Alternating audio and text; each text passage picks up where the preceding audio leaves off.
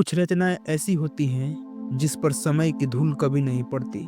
वह हर समय, हर काल, हर युग में उतनी ही प्रासंगिक बनी रहती है। इसलिए ऐसी रचनाओं को कालजयी रचना कहते हैं। ऐसी ही रचना है प्रेमचंद की यह कहानी मंत्र।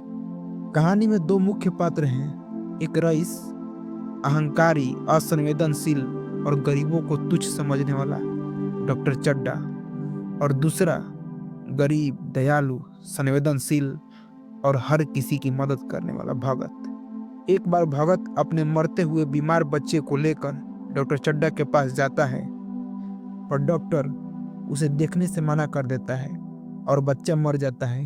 पर कहते हैं ना, समय बड़ा बलवान होता है और काल चक्र ऐसे घूमता है कि कुछ सालों बाद डॉक्टर चड्डा के बच्चे को सांप काट लेता है, और अगर उसकी कोई जान बचा सकता है तो वह है भगत। क्या वह चड्डा के बच्चे की जान बचाएगा या अपने बच्चे की मौत का बदला लेगा? आइए सुनते हैं प्रेमचंद के मनोविश्लेषण और मानवीय मूल्यों से भरी कहानी मंत्र। संध्या का समय था। डॉक्टर चड्डा गोल्फ खेलने के लिए तैयार हो रहे थे। मोटर द्वार के सामने खड़ी थी कि दो कहार एक डोली लिए हुए आते दिखाई दिए। डोली के पीछे एक बूढ़ा लाठी टेकता चला आता था। डोली औषधालय के सामने आकर रुक गई। बूढ़े ने धीरे धीरे आकर द्वार पर पड़ी हुई चीक से झांका। चीक यानी पर्दा। ऐसी साफ सुथरी जमीन पर पैर रखते हुए भय हो रहा था कि कोई घुड़क न बैठे। डॉक्टर साहब को मेज के सामने खड़े देखकर भी उसे कुछ कहने का साहस न हुआ। डॉक्टर साहब ने चिक के अंदर से गरज कर कहा, कौन है? क्या चाहता है? बूढ़े ने हाथ जोड़कर कहा, हुजूर, बड़ा गरीब आदमी हूं। मेरा लड़का कई दिन से बीमार है। डॉक्टर साहब ने सिगार जलाकर कहा, कल सवेरे आओ, कल सवेरे। हम इस वक्त मरीजों को नहीं देखते। बूढ़े ने घुटने टेक कर जमीन पर सिर रख दिया और बोला, दुहाई है सरकार की, लड़का मर जाएगा हुजूर। 4 दिन से आंखें नहीं खोली। डॉक्टर चड्डा ने कलाई पर नजर डाली। केवल 10 मिनट समय और बाकी था। गोल्फ स्टिक खूंटी से उतारते हुए बोले, कल सवेरे आओ, कल सवेरे। यह हमारे खेलने का समय है। बूढ़े ने पगड़ी उतारकर चौखट पर रख दी और रो कर बोला, हुजूर, बस एक निगाह देख ले, बस एक निगाह। लड़का हाथ से चला जाएगा हुजूर। 7 लड़कों में ही एक बचा है। हुजूर, हम दोनों गरीब आदमी हैं, रो रो कर मर जाएंगे। सरकार आपकी बढ़ती हुए दिन बंधु। ऐसे उजड़ देहाती यहाँ रोज प्राय आया करते थे। डॉक्टर साहब उनके स्वभाव से खूब परिचित थे। कोई कितना ही कुछ कहे, पर वे अपनी रट लगाए जाएंगे, किसी की सुनेंगे नहीं। धीरे से चीख उठाई और बाहर निकलकर मोटर की तरफ चले। बुढ़ा यह कहता हुआ उनके पीछे दौड़ा, सरकार, बड़ा धर्म होगा। हुजूर, दया कीजिए, बड़ा दीन दुखी हूँ। संसार में और कोई नहीं है बाबूजी। मगर साहब ने उसकी ओर से मुंह फेर कर देखा तक नहीं। मोटर में बैठकर बोले, कल सवेरे आना। मोटर चली गई। बुढ़ा कई मिनट तक मूर्ति की भांति निश्चल खड़ा रहा। संसार में ऐसे मनुष्य भी होते हैं जो अपने आमोद प्रमोद के आगे किसी की जान की परवाह भी नहीं करते। शायद इसका उसे अब भी विश्वास न आता था। सभ्य संसार इतना निर्मम, इतना कठोर है, इसका ऐसा मर्मभेदी अनुभव अब तक न हुआ था। वह उन पुराने जमाने के जीवों में थे जो लगी हुई आग बुझाने, मुर्दों को कंधा देने, किसी के छप्पर को उठाने और किसी कलह को शांत करने के लिए सदैव तैयार रहते थे। जब तक बूढ़े को मोटर दिखाई दी, वह खड़ा टकटकी लगाए उसी की ओर ताकता रहा। शायद उसे अब भी डॉक्टर के लौट आने की आशा थी। फिर उसने कहारों से डोली उठाने को कहा। डोली जिधर से आई थी उधर ही चली गई। चारों ओर से निराश होकर डॉक्टर चड्डा के पास आया था। इनकी बड़ी तारीफ सुनी थी। यहाँ से निराश होकर वह फिर किसी दूसरे डॉक्टर के पास नहीं गया। किस्मत ठोक ली। उस रात को उसका हंसता खेलता 7 साल का बालक अपनी बाल लीला समाप्त करके इस संसार से सिधार गया। बूढ़े माँ बाप के जीवन का यही एक आधार था। इसी का मुंह देखकर जीते थे। इस दीपक के बुझते ही जीवन की अंधेरी रात भाए भाए करने लगी। बुढ़ापे की विशाल ममता टूटे हुए हृदय से निकलकर उस अंधकार में रोने लगी। कई साल गुजर गए। डॉक्टर चड्ढा ने खूब यश और धन कमाया, लेकिन इसके साथ ही अपने स्वास्थ्य की रक्षा भी की, जो एक असाधारण बात थी। यह उनके नियमित जीवन का आशीर्वाद था कि 50 वर्ष की अवस्था में उनकी चुस्ती और फुर्ती युवकों को भी लज्जित करती थी। उनके हर एक काम का समय नियत था। इस नियम से वह जौ भर भी न टलते थे। बहुत लोग स्वास्थ्य के नियम का पालन उस समय करते हैं जब रोगी हो जाते हैं। डॉक्टर चड्ढा उपचार और संयम का रहस्य खूब समझते थे। उनकी संतान संख्या भी इसी नियम के अधीन थी। उनके केवल 2 बच्चे हुए, एक लड़का और एक लड़की। तीसरी संतान ना हुई, इसलिए श्रीमती चड्ढा भी अभी जवान मालूम होती थी। लड़की का तो विवाह हो चुका था, लड़का कॉलेज में पढ़ता था। वही माता पिता के जीवन का आधार था।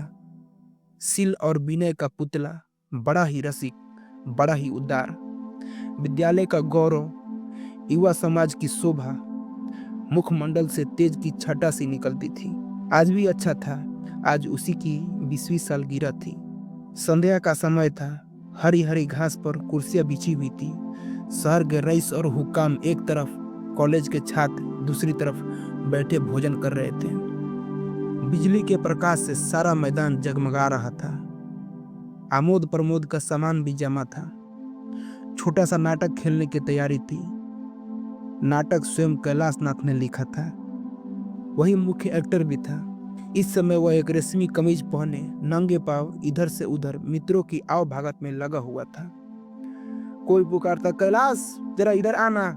कोई उधर से बुलाता, कैलाश क्या उधर ही रहोगे। सभी उसे छेड़ते थे, चूल्हे करते थे।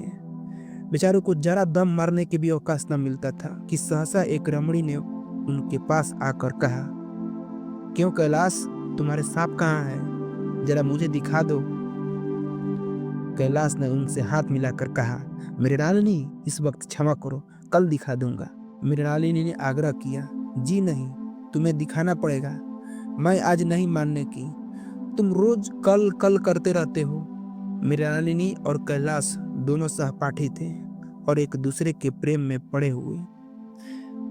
कैलाश को सांपों के पालने, खिलाने और नचाने का शौक था। तरह तरह के सांप पाल रखे थे। उनके स्वभाव और चरित्र की परीक्षा करता रहता था। थोड़े ही दिन हुए, उसने विद्यालय में सांपों पर एक व्याख्यान दिया था। सांपों को नचा कर दिखाया भी था। प्राणी शास्त्र के बड़े बड़े पंडित भी यह व्याख्यान सुनकर दंग रह गए थे। यह विद्या उसने एक बूढ़े सपेरे से सीखी थी। सांपों की जड़ी बूटियां जमा करने का उसे मरण था।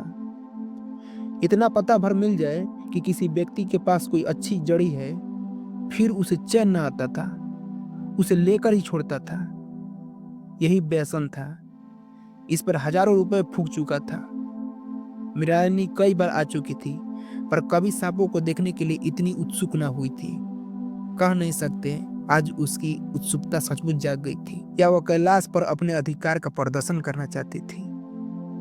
पर उसका आग्रह बेमौका था। उस कोठरी में कितनी भीड़ लग जाएगी, भीड़ को देखकर सांप कितने चौंकेंगे और रात के समय उन्हें छिड़ जाना कितना बुरा लगेगा, इन बातों का उसे जरा भी ध्यान न आया। कैलाश ने कहा, नहीं, कल जरूर दिखा दूंगा। इस वक्त अच्छी तरह दिखा भी तो नहीं सकूंगा। कमरे में तिल रखने भर की जगह न मिलेगी। एक महाशय ने छेड़कर कहा, दिखा क्यों नहीं देते जी, जरा सी बात के लिए इतना टाल मलोल कर रहे हो। मिस गोविंद हरगिज न मानना, देखे कैसे नहीं दिखाते। दूसरे महाशय ने और रद्दा चढ़ाया, मिस गोविंद इतनी सीधी और भोली हैं, तभी आप इतना मिलान करते हैं। दूसरी सुंदरी होती तो इसी बात पर बिगड़ खड़ी होती। तीसरे साहब ने मजाक उड़ाया, अजी बोलना छोड़ देती, भला कोई बात है। इस पर आपको दावा है कि मृणालिनी के लिए जान हाजिर है। मृणालिनी ने देखा ये सोहदे आज उसे चंग पर चढ़ा रहे हैं, तो बोली, आप लोग मेरी वकालत ना करें, मैं खुद अपनी वकालत कर लूंगी। मैं इस वक्त सांपों का तमाशा नहीं देखना चाहती। चलो छुट्टी हुई। इस पर मित्रों ने ठट्ठा लगाया। एक साहब बोले, देखना तो आप सब कुछ चाहें, पर कोई दिखाए भी तो। कैलाश को मृणालिनी की झेपी हुई सूरत देखकर मालूम हुआ कि इस वक्त उसका इनकार वास्तव में उसे बुरा लगा है। ज्यों ही प्रीति भोज समाप्त हुआ और गाना शुरू हुआ, उसने मृणालिनी और अन्य मित्रों को सांपों के दरबे के सामने ले जाकर मुहैयर बजाना शुरू किया। फिर एक एक खाना खोलकर एक एक सांपों को निकालने लगा। वाह, क्या कमाल था! ऐसा जान पड़ता था कि ये कीड़े उसकी एक एक बात, उसके एक एक मन का भाव समझते हैं। किसी को उठा लिया, किसी को गर्दन में डाल लिया, किसी को हाथ में लपेट लिया। मृणालिनी बार बार मना करती थी कि इन्हें गर्दन में ना डालो, दूर से ही दिखा दो, बस जरा से नचा दो। कैलाश की गर्दन में सांपों को लिपटते देखकर उसकी जान निकल जाती थी। पछता रही थी कि मैंने व्यर्थ ही इनसे सांप दिखाने को, मगर कैलाश एक न सुनता था। प्रेमिका के सम्मुख अपने सर्प कला का प्रदर्शन ऐसा अवसर पाकर वह खूब चूकता। प्रेमिका के सम्मुख अपने सर्प कला प्रदर्शन का ऐसा अवसर पाकर वह कब चूकता। एक मित्र ने टीका, दांत तोड़ डाले होंगे। कैलाश हंसकर बोला, दांत तोड़ डालना मदारियों का काम है, किसी के दांत नहीं तोड़े गए, कहिए तो दिखा दूं। कहकर उसने एक काले सांप को पकड़ लिया और बोला, मेरे पास इससे बड़ा और जहरीला सांप दूसरा नहीं है। अगर किसी को काट ले तो आदमी आनन फानन में मर जाए, लहर भी ना आए। इसके काटे पर मंत्र नहीं, इसके दांत दिखा दूं? मृणालिनी ने उसका हाथ पकड़कर कहा, नहीं नहीं कैलाश, ईश्वर के लिए इसे छोड़ दो, मैं तुम्हारे पैरों पड़ती हूं।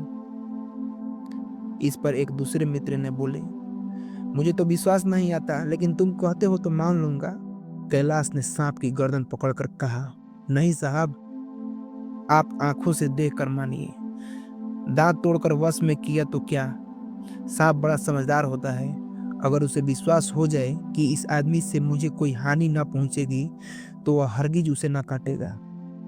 मृणालिनी ने जब देखा कि कैलाश पर इस वक्त भूत सवार है तो उसने यह तमाशा बंद करने के विचार से कहा, अच्छा भाई, अब यहाँ से चलो। देखा, गाना शुरू हो गया, आज मैं भी कोई चीज सुनाऊंगी। यह कहते हुए उसने कैलाश का कंधा पकड़कर चलने का इशारा किया और कमरे से निकल गई। मगर कैलाश विरोधियों का शंका समाधान करके ही दम लेना चाहता था। उसने सांप की गर्दन पकड़कर जोर से दबाई, इतनी जोर से दबाई कि उसका मुंह लाल हो गया, देह की सारी नसें तन गई। सांप ने अब तक उसके हाथों से ऐसा व्यवहार न देखा था। उसकी समझ में न आता था कि यह मुझसे क्या चाहते हैं। उसे शायद भ्रम हुआ कि मुझे मार डालना चाहते हैं, अथवा वह आत्मरक्षा के लिए तैयार हो गया। कैलाश ने उसकी गर्दन दबाकर मुंह खोल दिया और उसके जहरीले दांत दिखाते हुए बोला, जिन सज्जनों को शक हो आकर देख ले। आया विश्वास या भी कुछ शक है? मित्रों ने आकर उसके दांत देखे और चकित हो गए।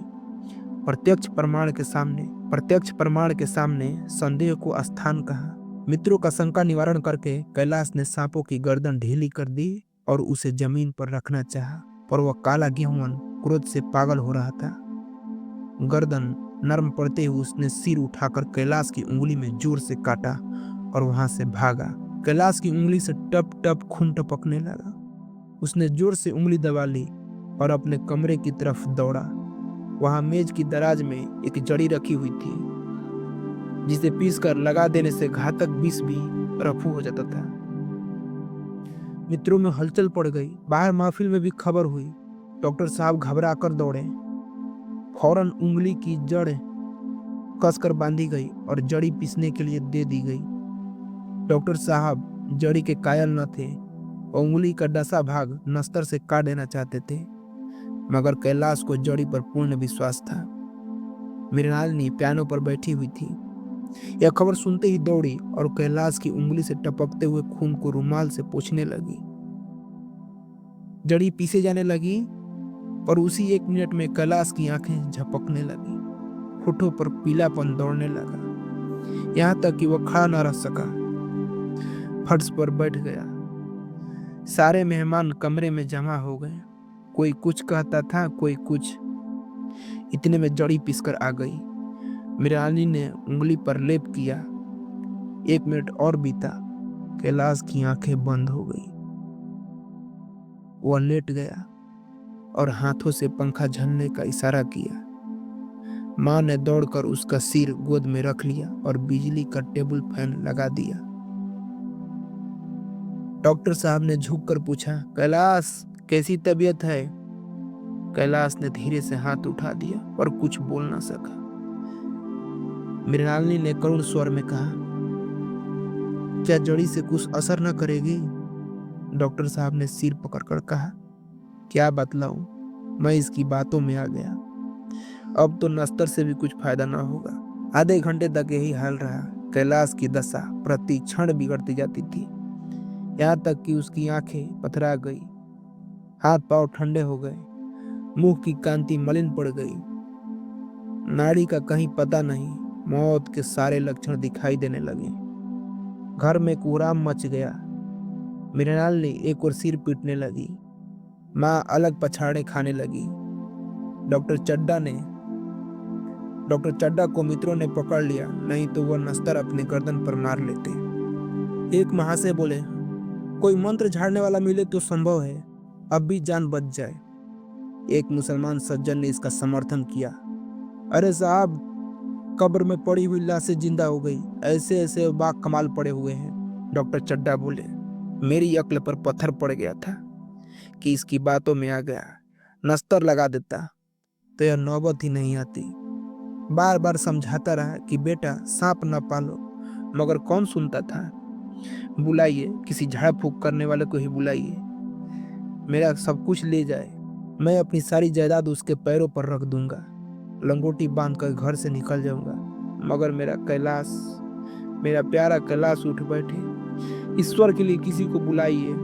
एक महाशय का किसी झाड़ने वाले से परिचय था, वह दौड़कर उसे बुला लाए, मगर कैलाश की सूरत देखकर उसे मंत्र चलाने की हिम्मत न पड़ी। बोला, अब क्या हो सकता है सरकार, जो कुछ होना था हो चुका।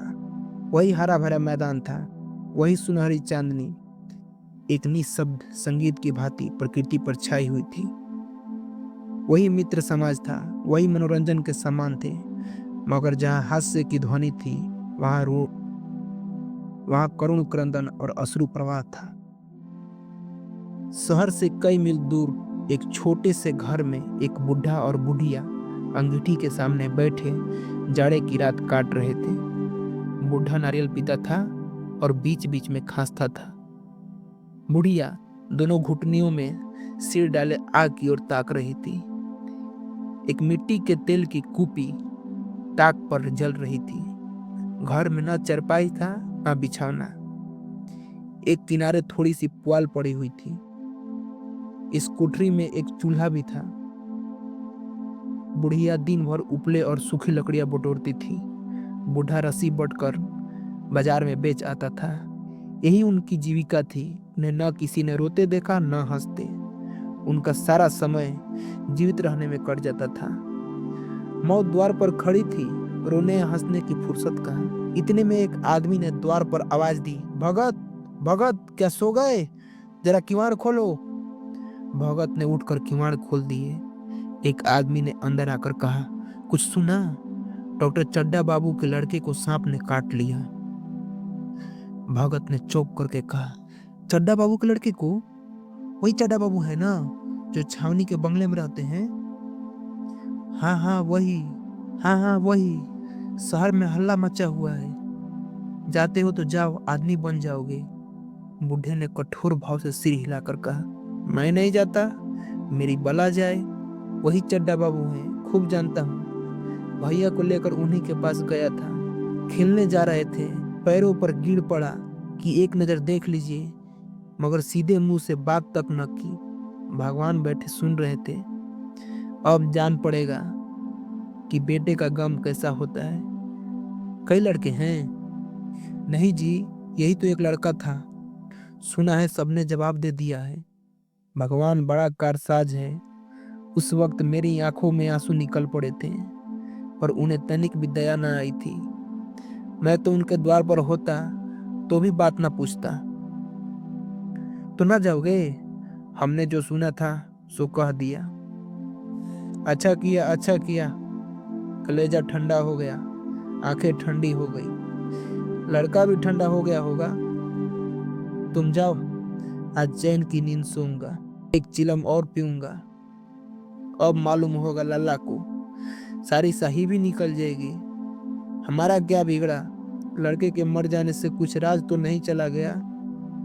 जहाँ 6 बच्चे गए थे वहां एक और चला गया। तुम्हारा तो राज सुना हो जाएगा। उसी के वास्ते सबका गला दबा दबा कर जोड़ा था ना। अब क्या करोगे? एक बार देखने जाऊंगा और कुछ दिन के बाद मिजाज का हाल पूछूंगा। आदमी चला गया। भगत ने किवाड़ बंद कर लिए, तब चिलम पर तंबाकू रखकर पीने लगा।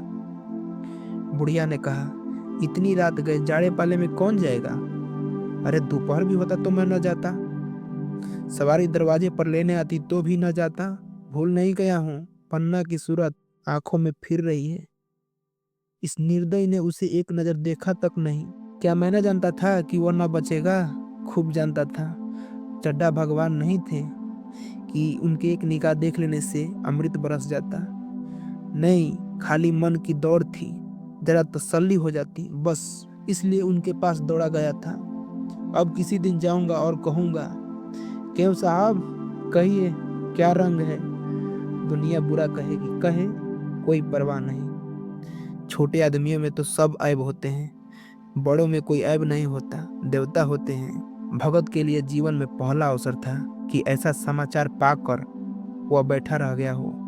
80 वर्ष के जीवन में ऐसा कभी न हुआ था कि सांप की खबर पाकर वह दौड़ न गया हो। माघ पूस की अंधेरी रात, चैत बैसाख की धूप और लू, सावन भादों की चढ़ी हुई नदी और नाले, किसी की उसने कभी परवाह न की। वह तुरंत घर से निकल पड़ता था। निस्वार्थ, निष्काम। लेन देन का विचार कभी दिल में आया ही नहीं। ऐसा काम ही न था। जान का मूल्य कौन दे सकता है? यह एक पुण्य कार्य था। सैकड़ों निराशों को उसके मंत्रों ने जीवन दान दे दिया था, पर आज वह घर से कदम नहीं निकाल सका। यह खबर सुनकर सोने जा रहा था। बुढ़िया ने कहा, तंबाकू अंगूठी के पास रखी हुई है। बुढ़िया यह कहकर लेटी। बूढ़े ने कुपी बुझाई, कुछ देर खड़ा रहा, फिर बैठ गया, अंत को लेट गया। पर यह खबर उसके हृदय पर बोझ की भांति रखी हुई थी। उसे मालूम हो रहा था उसकी कोई चीज खो गई है, जैसे सारे कपड़े गीले हो गए हैं या पैरों में कीचड़ लगा हुआ है, जैसे उसके मन में बैठा हुआ उसे घर से निकलने के लिए कुरेद रहा है। बुढ़िया जरा देर में खराटे लेने लगी। बूढ़े बातें करते करते सोते हैं और जरा सी खराटा होते ही जागते हैं। तब भगत उठा और धीरे से किवाड़ खोले। बुढ़िया ने पूछा, कहाँ जाते हो? कहीं नहीं, देखता था कितनी रात है। अभी बहुत रात है, सो जाओ। नींद नहीं आती। नींद काहे को आवेगी? मन तो चड्ढा के घर पर लगा हुआ है। चड्ढा ने मेरे साथ कौन सी नेकी कर दी है जो वहां जाऊं? वो आकर पैरों पड़े तो भी मैं ना जाऊं। उठे तो तुम इसी इरादे से हो। नहीं रे, ऐसा पागल नहीं हूं कि जो मुझे कांटे बोए उसके लिए मैं फूल बोता फिरूं। बुढ़िया फिर सो गई। भगत ने किवाड़ लगा दिए और फिर आकर बैठा, पर उसके मन की कुछ ऐसी दशा थी जो बाजे की आवाज कान में पड़ते ही उपदेश सुनाने वालों की होती है। आंखें चाहे उपदेशक की ओर हो, पर कान बाजे की ओर ही होते हैं। दिल में भी बाजे की ध्वनि गूंजती रहती है। शर्म के मारे जगह से नहीं उठता। निर्दयी प्रतिघात का भाव भगत के लिए उपदेशक था, पर हृदय उस अभागे युवक की ओर था जो इस समय मर रहा था, जिसके लिए एक एक पल का विलंब घातक था। उसने फिर किवाड़ खोले, इतने धीरे से कि बुढ़िया को खबर भी न हुई। बाहर निकल आया। उस वक्त गांव को चौकीदार गश्त लगा रहा था। बोला, कैसे उठे भगत? आज तो बड़ी सर्दी है, कहीं जा रहे हो क्या? भगत ने कहा, नहीं जी, जाऊंगा कहाँ? देखता था अभी कितनी रात है। भला कई बजे होंगे? चौकीदार बोला, 1 बजा है। और क्या? अभी थाने से आ रहा था तो डॉक्टर चड्ढा बाबू के बंगले पर बड़ी भीड़ लगी हुई थी। उनके लड़के का हाल तो तुमने सुना ही होगा। तुम चले जाओ तो शायद बच जाए। सुना है 1000 देने को भी तैयार हैं। भगत, मैं तो ना जाऊं, चाहे वह 10 लाख भी दे। मुझे 10,000 या 10 लाख लेकर करना क्या है? कल मर जाऊंगा, फिर कौन भोगने वाला बैठा हुआ है? चौकीदार चला गया। भगत ने आगे पैर बढ़ाया, जैसे नशे में आदमी की देह अपने काबू में नहीं रहती। पैर कहीं रखता है, पड़ता कहीं है, कहता कुछ है, जवान से निकलता कुछ है। वही हाल इस समय भगत का था। मन में प्रतिकार था, पर कर्म मन के अधीन न था। जिसने कभी तलवार नहीं चलाई, वह इरादा करने पर भी तलवार नहीं चला सकता। उसके हाथ कांपते थे, उठते ही नहीं। भगत लाठी खटखट करता, लपका चला जाता था। चेतना रुकती थी, पर उपचेतना ठेलती थी। सेवक स्वामी पर हावी था। आधी राह निकल जाने के बाद सहसा भगत रुक गया। हिंसा ने क्रिया पर विजय पाई। मैं यूं ही इतनी दूर चला आया। इस जाड़े पाले में मरने की मुझे क्या पड़ी है? आराम से सोया क्यों नहीं? नींद ना आती ना सही, 2-4 भजन ही गाता। व्यर्थ इतनी दूर दौड़ा आया। चड्डा का लड़का रहे या मरे, मेरी बाला से मेरे साथ उन्होंने ऐसा कौन सा सलूक किया है कि मैं उनके लड़के के लिए मरूं? दुनिया में हजारों मरते हैं, हजारों जीते हैं। मुझे किसी के मरने जीने से क्या मतलब? मगर उपचेतन ने अब एक दूसरा रूप धारण किया, जो हिंसा से बहुत कुछ मिलता जुलता था। वह झाड़ फूक करने नहीं जा रहा है। वह देखेगा कि लोग क्या कर रहे हैं। डॉक्टर साहब का रोना पीटना देखेगा, किस तरह सिर पीटते हैं, किस तरह पछाड़े खाते हैं। वह देखेगा कि बड़े लोग भी छोटे ही की भांति रोते हैं या सब्र कर जाते हैं। वे लोग तो विद्वान होते हैं, सब्र कर जाते होंगे। हिंसा भाव को यूं धीरज देता हुआ वो फिर आगे बढ़ा। इतने में 2 आदमी आते दिखाई दिए। दोनों बातें करते चले आ रहे थे। चड्डा बाबू का घर उजड़ गया। वही तो एक लड़का था। भगत के कान में यह आवाज पड़ी। उसकी चाल और भी तेज हो गई। थकान के मारे पांव न उठते थे। सिरों भाग इतना बढ़ जाता था मानो वह मुंह के बल गिर पड़ेगा। इस तरह वह कोई 10 मिनट चला होगा कि डॉक्टर साहब का बंगला नजर आया। बिजली की बत्तियां जल रही थी, मगर सन्नाटा छाया हुआ था। रोने पीटने की आवाज भी न आती थी। भगत का कलेजा धक धक करने लगा। कहीं मुझे बहुत देर तो नहीं हो गई? वह दौड़ने लगा। अपनी उम्र में वह इतना कभी तेज नहीं दौड़ा था। बस यही मालूम होता था मानो उसके पीछे मौत दौड़ी आ रही हो। 2 बज गए थे। मेहमान विदा हो गए। रोने वाले में केवल आकाश के तारे रह गए थे, और सभी रो रो कर थक गए थे। बड़ी उत्सुकता के साथ लोग रह रह कर आकाश की ओर देखते थे कि किसी तरह सुबह हो जाए और लाश गंगा की गोद में दे दी जाए। सहसा भगत ने द्वार पर पहुंचकर आवाज दी। डॉक्टर साहब समझे कोई मरीज आया होगा। किसी और दिन उन्होंने उस आदमी को दुत्कार दिया होता, मगर आज बाहर निकल आए। देखा एक बूढ़ा आदमी खड़ा है, कमर झुकी हुई, उपला मुंह, भौहें तक सफेद हो गई थी। लकड़ी के सहारे कांप रहा था। बड़ी नम्रता से बोले, क्या है भाई? आज तो हमारे ऊपर ऐसी मुसीबत पड़ गई है कि कुछ कहते नहीं बनता। फिर कभी आना। इधर 1 महीना तो मैं शायद किसी मरीज को देख न सकूंगा। भगत ने कहा, सुन चुका हूँ बाबूजी, इसलिए आया हूँ। भैया कहाँ हैं? जरा मुझे दिखा दीजिए। भगवान बड़ा करसाज है, मुर्दे को भी जिला सकता है। कौन जाने अब भी उसे दया आ जाए। चड्डा ने व्यथित स्वर में कहा, चलो देख लो, मगर 3-4 घंटे हो गए। जो कुछ होना था हो चुका। बहुतेर झाड़ने फूकने वाले देख देख कर चले गए। डॉक्टर साहब को आशा तो क्या होती। हाँ, बूढ़े पर दया आ गई। अंदर ले गए। भगत ने लाश को 1 मिनट तक देखा, तब मुस्कुरा कर बोला, अभी कुछ नहीं बिगड़ा है बाबूजी। यह नारायण चाहेंगे तो आधे घंटे में भैया उठ बैठेंगे। आप नाक दिल छोटा कर रहे हैं। जरा कहारों से कहिए पानी तो भरे। कहारों ने पानी भर भर कर कैलाश को नहलाना शुरू किया। पाइप बंद हो गया था। कहारों की संख्या अधिक न थी, इसलिए मेहमानों ने अहाते के बाहर के कुएं से पानी भर भर कर कहारों को पानी दिया। मृणालिनी कलसा लिए पानी ला रही थी। बुढ़ा भगत खड़ा मुस्कुरा मुस्कुरा कर मंत्र पढ़ रहा था, मानो विजय उसके सामने खड़ी थी। बूढ़ा भगत खड़ा मुस्कुरा मुस्कुरा कर मंत्र पढ़ रहा था, मानो विजय उसके सामने खड़ी है। जब एक बार मंत्र समाप्त हो जाता तब वह एक जोड़ी कैलाश के सिर पर डाले गए और न जाने कितनी बार भगत ने मंत्र फूका। आखिर जब उषा ने अपनी लाल लाल आंखें खोली तो कैलाश की भी लाल लाल आंखें खुल गई। एक क्षण में उसने अंगड़ाई ली और पानी पीने को मांगा। डॉक्टर चड्ढा ने दौड़कर नारायणी को गले लगा लिया। नारायणी दौड़कर भगत के पैरों पर गिर पड़ी और मृणालिनी कैलाश के सामने आंखों में आंसू भरे पूछने लगी, अब कैसी तबीयत है? एक क्षण में चारों तरफ खबर फैल गई। मित्रगण मुबारकबाद देने आने लगे। डॉक्टर साहब बड़े श्रद्धा भाव से हर एक के सामने भगत का यश गाते फिरते थे। सभी लोग भगत के दर्शनों के लिए उत्सुक हो उठे, मगर अंदर जाकर देखा तो भगत का कहीं पता न था। नौकरों ने कहा, अभी तो यहीं बैठे चिलम पी रहे थे, हम लोग तंबाकू देने लगे तो नहीं ली, अपने पास से तंबाकू निकाल कर भरी। यहाँ तो भगत की चारों ओर तलाश होने लगी और भगत लपका हुआ घर चला जा रहा था कि बुढ़िया के उठने से पहले पहुंच जाए। जब मेहमान लोग चले गए तो डॉक्टर साहब ने नारायणी से कहा, बुढ़ा न जाने कहाँ चला गया, एक चिलम तंबाकू का भी रवादार न हुआ।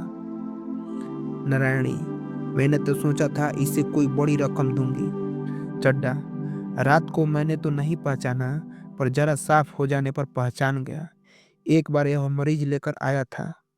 मुझे अब याद आता है कि मैं खेलने जा रहा था और मरीज को देखने से इनकार कर दिया था। आज उस दिन की बात याद करके मुझे जितनी ग्लानि हो रही है उसे प्रकट नहीं कर सकता। मैं उसे अब खोज निकालूंगा और उसके पैरों पर गिरकर अपना अपराध क्षमा कराऊंगा। वह कुछ लेगा नहीं, यह जानता हूँ। उसका जन्म यश की वर्षा करने के लिए हुआ है। उसकी सज्जनता ने मुझे ऐसा आदर्श दिखा दिया है जो अब से जीवन पर्यंत मेरे सामने रहेगा।